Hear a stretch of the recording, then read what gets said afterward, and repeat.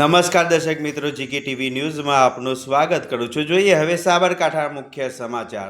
સાબરકાંઠા જિલ્લામાં કમોસમી વરસાદ વરસી રહ્યો છે, ત્યારે આજે વાત કરવી છે કે સાબરકાંઠામાં ભર શિયાળાની ઋતુમાં વરસાદી માહોલ જામ્યો છે।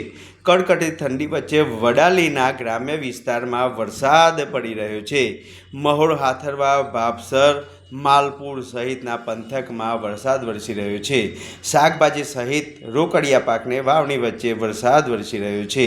કપાસ, શાકભાજી, ઘઉં સહિતના પાકોમાં વિપુલ પ્રમાણમાં વાવેતર છે, ત્યારે કમોસમી વરસાદ વચ્ચે જગતનો તાત પણ ક્યાંક ને ક્યાંક ચિંતિત જોવા મળી રહ્યો છે।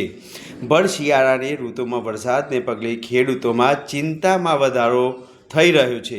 સાબરકાંઠા જિલ્લામાં અચાનક વાતાવરણમાં પલટો નોંધાયો છે।